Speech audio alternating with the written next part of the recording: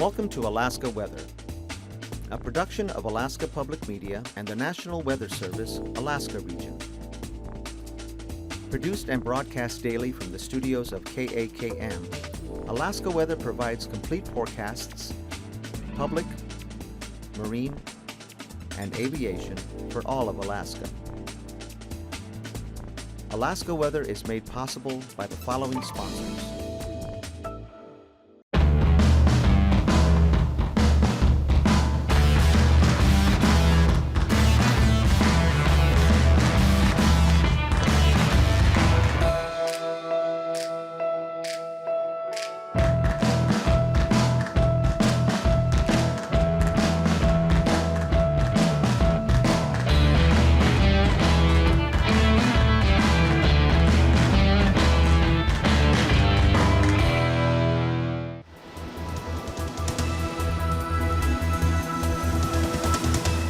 The National Weather Service.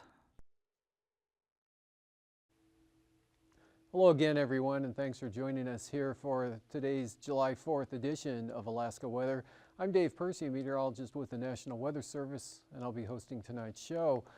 On the satellite imagery, you can see all the clouds here moving northward from the Gulf of Alaska, actually the Northeast Pacific, well into the interior. There's a lot of mid and high level cloudiness here, the main rain producing area down to the south along the North Gulf Coast and extending back to the west across southern Alaska out toward the southeast Bering Sea areas.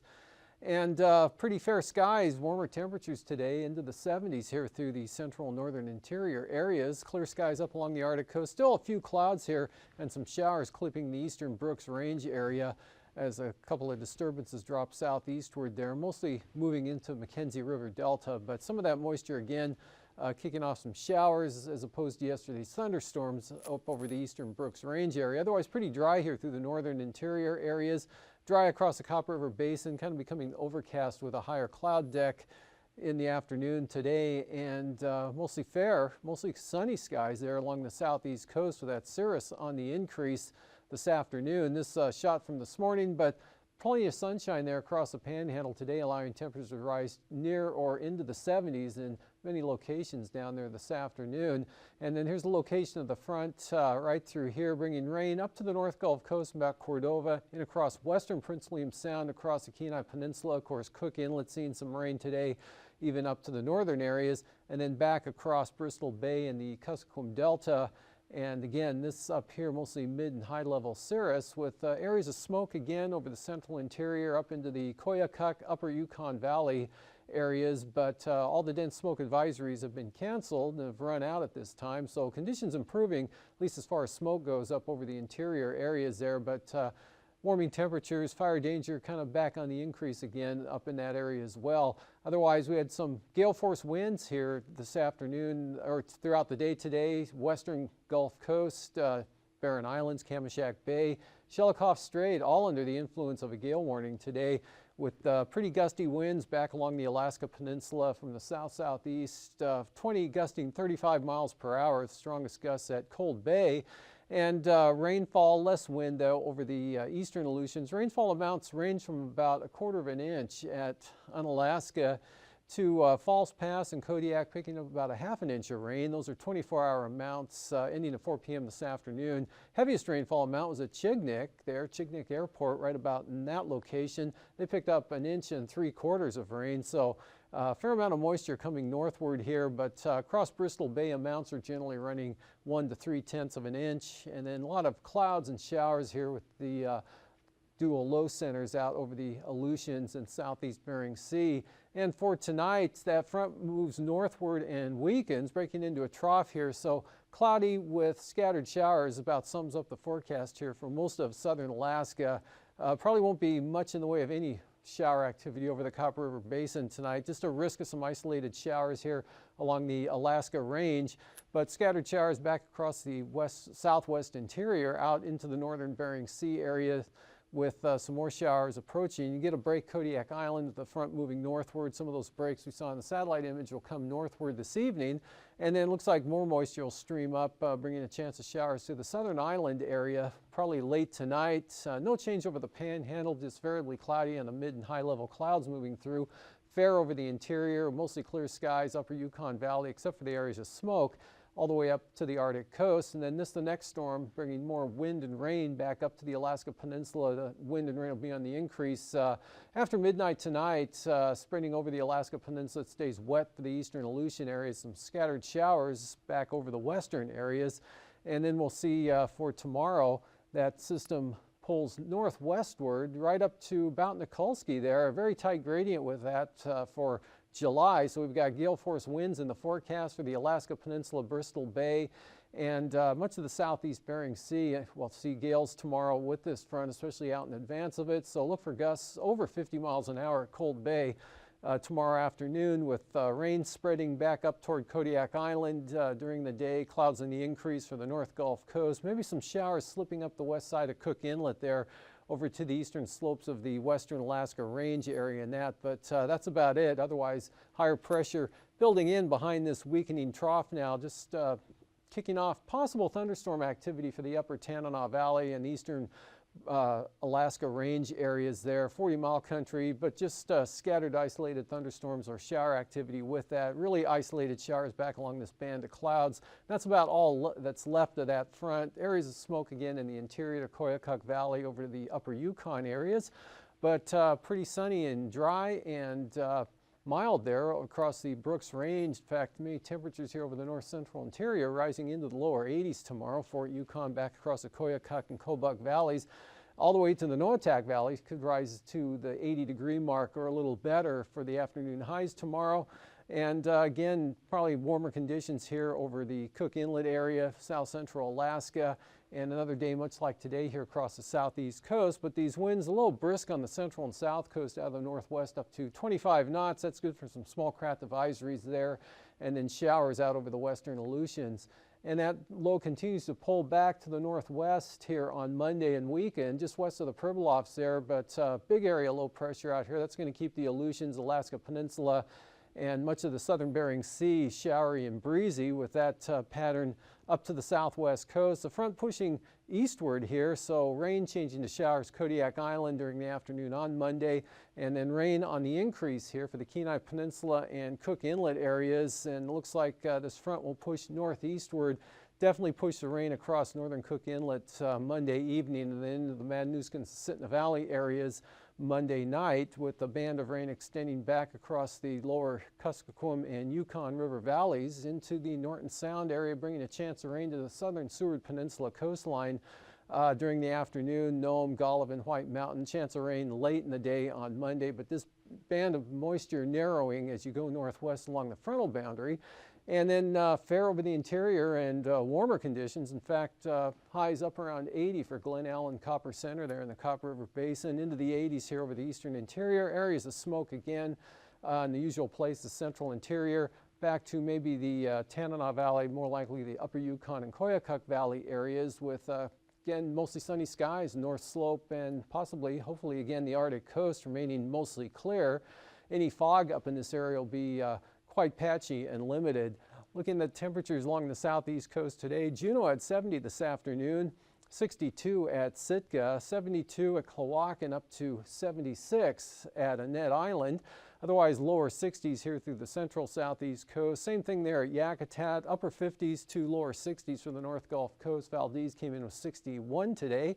62 at Palmer, and near 60 down across the Kenai Peninsula, but Seward at 56 with rain. 62 at Kodiak, 69 up at Gulkana, 64 in the Susitna Valley there at Talkeetna, and then north of the mountains, temperatures into the mid to upper 70s at 77 at Fairbanks, 74 at Northway, 76 degrees today over at Tanana, and 73 over Fort Yukon. In the Koyukuk Valley, Bettles pushed up to 72. Anatuvik had 64. 54 degrees on the eastern Arctic coast there at Dead Horse, but Atusuk, away from the water there, up to 65. Otherwise upper 50s to mid 60s here along the western Arctic coast. 67 at Kotzebue today, and much warmer, big warm up here along the Seward Peninsula from what you saw yesterday. Yesterday Nome was 46, today 68 degrees, Golovin up to 73. And McGrath also seeing 73 degrees today. Then cooling off, you get into the clouds and then the rain here. Bethel at 61. They had about 2/100 of an inch of rain ending at 4 o'clock this afternoon.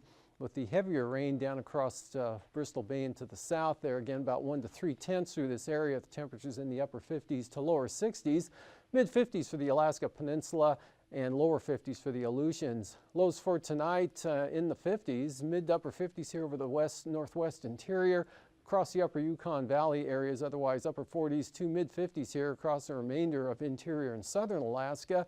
Look for lows in the 40s for the Arctic coast and North Slope. Local areas there dropping into the mid 30s there toward Kaktovik, but otherwise 40s for the Aleutians. Highs tomorrow, upper 40s to lower 50s out here for the Aleutian chain, the Pribilofs, and mostly in the 50s to lower 60s here for the Alaska Peninsula. Milder up toward King Salmon, forecasting temperatures pushing up towards 70 degrees. And then here in the interior there, from the upper Yukon Valley westward across the Koyukuk, Kobuk, out to the Noatak Valley, temperatures rising nearer into the lower 80s, with Fairbanks forecast high of 81 as well as Eagle. Otherwise 70s here across the Copper River Basin, and again up near 80 on Monday through that area, and even warmer here over the eastern interior on Monday. For the southeast coast tomorrow, upper 60s to mid 70s again, warmest over the southern areas, but even the northern locations rising into the lower 70s. For looking at the flying weather, should remain VFR here all across the southeast coast up to about Yakutat. Look for some marginal VFR right along the coastline, slipping up into western Prince William Sound, and again some marginal VFR possible here west of Cook Inlet up to the Alaska Range, and then IFR and Kodiak Island with that moisture coming northward again in the afternoon. IFR possible even up over the Barren Islands, but more likely though along the south coast of the Alaska Peninsula areas, and then IFR pretty widespread here out over the central and western Bering Sea and along much of the Aleutians, with marginal VFR up along the southwest coast extending again due to low clouds and fog like we saw today up to the Bering Strait coast there, back down across St. Lawrence Island. But the forecast for the Arctic coast and North Slope, VFR possibly tomorrow and on Monday as well. For passes, Anatuvik, VFR, Adigan, same forecast. Lake Clark and Merrill, marginal VFR possible on the eastern entrances, otherwise VFR. Rainy VFR, windy, looks open as Isabel and Mentasta along the eastern Alaska Range. All those passes will be open. Tanita, VFR. Portage, marginal VFR, possible IFR to start the day with here on the eastern entrance, but that should lift to marginal conditions by probably before midday. And for Chilkoot and White, looking VFR. And for the freezing levels, generally at about 8,000 to 10,000 feet here over interior Alaska, as well as the Bering Sea. Warmer conditions though, 12,000 to 14,000 feet here across the Panhandle, so the sunny areas there rising easily into the 70s. There again down around Annette and Ketchikan, Klawock, and those areas, and even northern areas will be rising into the 70s as well. And for icing, look for areas of light to isolated moderate rime or mixed icing above about 10,000 feet where the freezing level roughly will be tomorrow.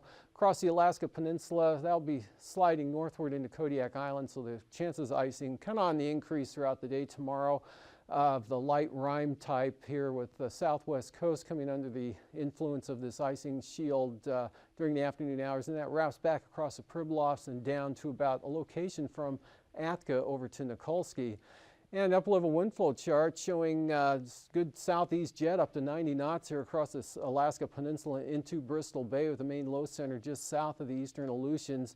And then higher pressure making for drier and a little more sun here over southern Alaska tomorrow, with westerlies at about 45 knots through the southern interior. And for 9,000 feet, pretty brisk winds here, southeast, 50 knots across the Alaska Peninsula and Bristol Bay, up to 40 knots there across Nunivak Island, 35 knots for the Pribilofs. Otherwise, the interior here, light variable wind conditions, high pressure up there over the eastern Arctic coast.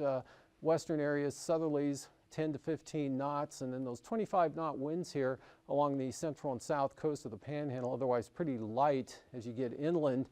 And 3,000 feet, much the same pattern, about the same speeds here, 45 to 50 knots across the Alaska Peninsula, in across Bristol Bay, gradually diminishing here as you get up into the northern Bering Sea, and then lighter winds out to the west, with high pressure here over the Gulf of Alaska, northwest along the southeast coastline, 20 to 30 knots, light and variable here over the central and eastern interior, south to southeast, 10 to 15.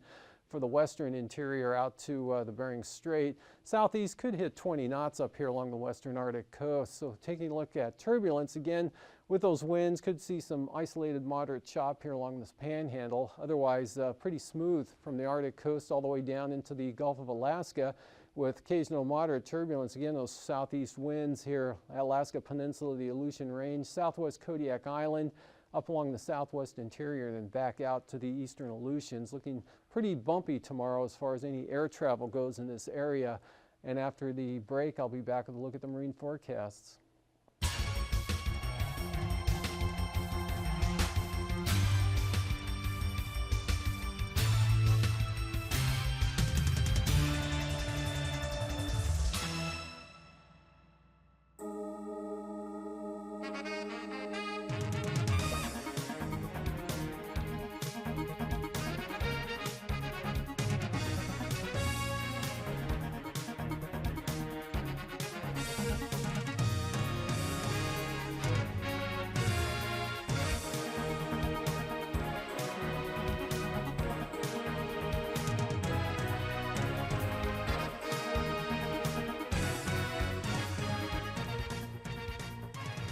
Another area where the Federal Aviation Administration is using technology in advancing aviation safety is in the use of remote weather cameras as a tool to aid pilots in making safe flight decisions. Hello, I'm Sheila Balistreri. So in '99, we really started what we currently call the Alaska Weather Camera Program. We say Alaska because it's the only place in the FAA that has this. One, it's available through the internet so that the pilots, their family, their friends, they can all take a look at what the weather's like before you go there. In addition, we have all of that available within all of our flight service stations so that each flight service station technician can call up and look at weather real time. And with that, provide a better briefing, whether it's pre-flight or in-flight, for the pilots. By far the most popular thing we've ever done. The weather camera system has been a good one. I'm sure you can tell from the, if you had access to the number of hits that they get that, on each site, that they're well used, and they save a lot of gasoline, they save a lot of time for passengers out turning around in weather and coming back when a pilot can just look at the camera and make a decision based on that rather than going out and actually looking at the weather. When we look at the cameras, and if it's a definite no-go situation, then we're not able, we don't send an airplane out to take a look at it and then have to just spend the gas and the time and energy to go out, take a look at it, and just turn around and come back. By placing weather cameras throughout the state, we've certainly come a long way. Today, we have 55 cameras throughout the state, an investment of $7 million. 12 new sites are scheduled to be up and running by this October. This concept, I think, is stunning in its simplicity. The pilot goes online and can view 2 images for each location. The first shows what the site would look like in a perfectly clear day situation. The second shows current weather conditions. Pilots can now learn what the visibility is in the mountain pass they face and whether they want to fly through it before they take off.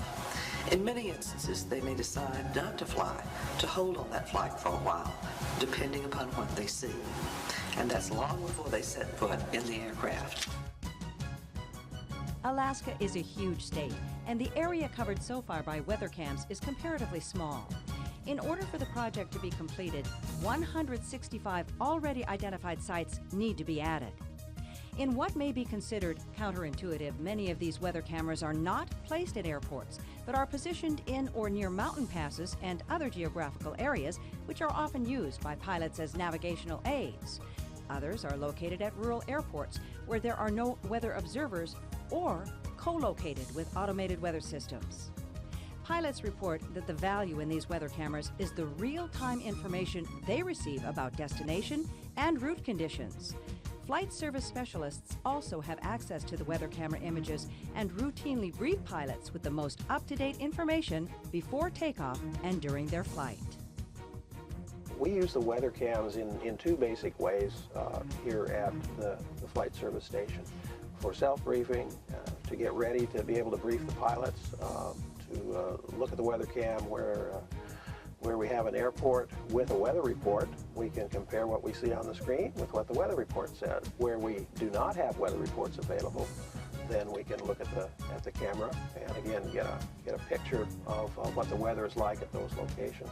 When I get up in the morning, the first thing I do is pull up the weather cameras to all the destinations in the southeast and check that against the actual reports at that station, and it gives you a lot better picture of what the weather's doing than what we used to enjoy with just the observation. I'm sure all the pilots are doing the same thing. I know all of our pilots do. A well-placed camera looking in 3 different directions, there's nothing like that. Be able to see in real time what your weather actually looks like before you take off. Cost benefit is quite a bit as far as saving us money. We don't launch a flight when we know that the weather's bad. When we can see it on the cameras that the weather is bad at our destination. When the weather cam system was first proposed, there were some people who doubted its utility, and as they've come online, we've seen how the pilots really like to be able to see those pictures. They value it, and as they become available to us as briefers, we value it too. I do thank you also for the cameras. I personally have used the cameras. I think that probably the one that's most used is the one over going through the pass into Lake Clark, and from time to time I get calls that it may not be functioning properly, which I'm pleased to say that Mr. Poe responds to very quickly. During a recent independent study of Alaska pilots who have used the system, 68% reported making decisions to cancel or delay flights based on weather camera information. Pilots also reported that these decisions help them avoid additional fuel costs from flights that must be diverted or repeated due to bad weather. Now, these safety and economic advantages generated more than 2.3 million hits this past year on the FAA's Alaska WeatherCam website.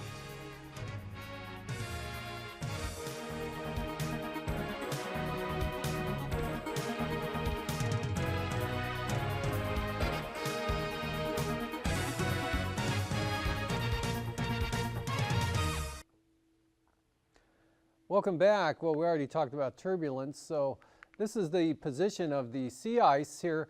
All the sea ice is gone off the western Arctic coast now, so the ice edge starts at about Barrow and heads pretty much due west and then a little to the southwest. And south to southeasterly winds are forecast to continue here for the next 4 or 5 days. But the ice edge itself, due to its being so compact, is not going to really move much through Wednesday from this current position.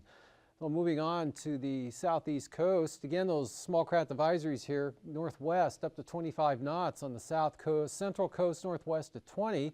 Over the inside waters, Clarence Strait, northwest 20 knots, northerlies at 15 for Stevens Passage, south 20 knots for northern Lynn Canal.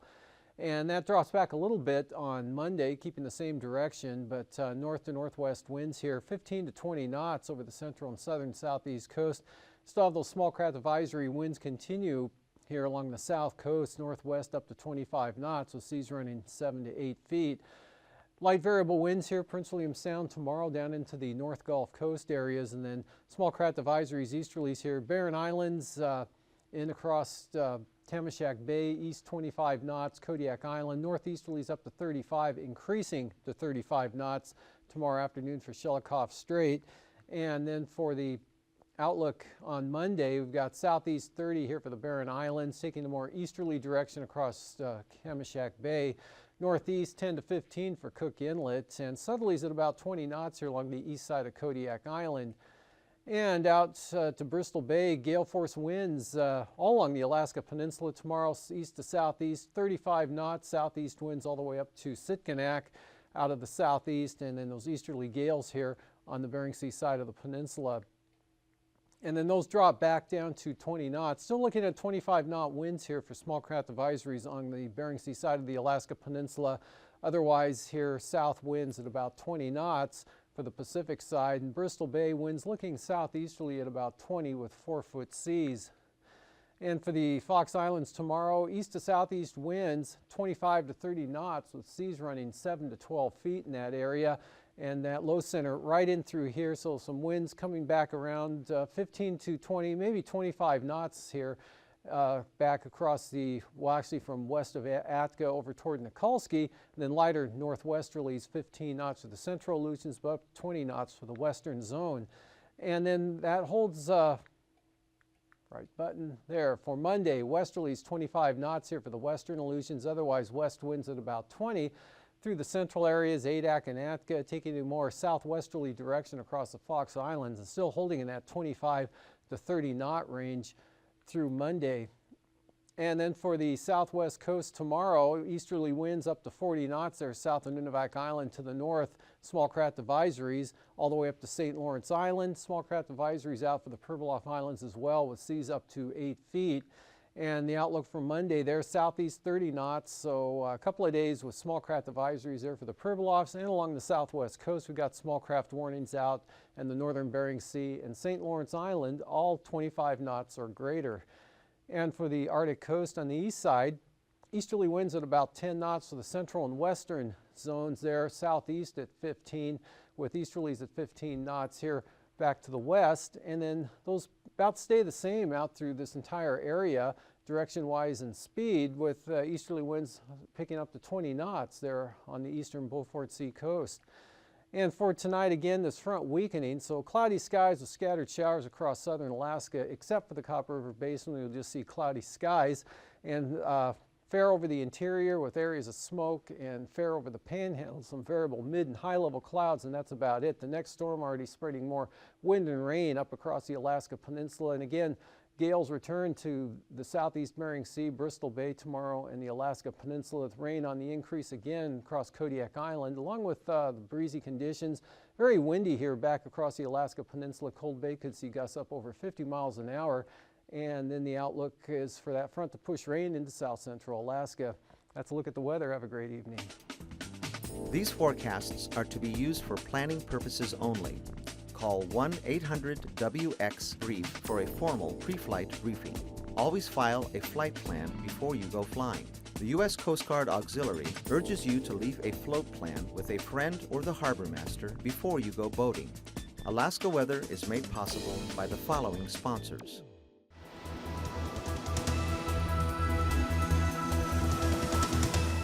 The National Weather Service.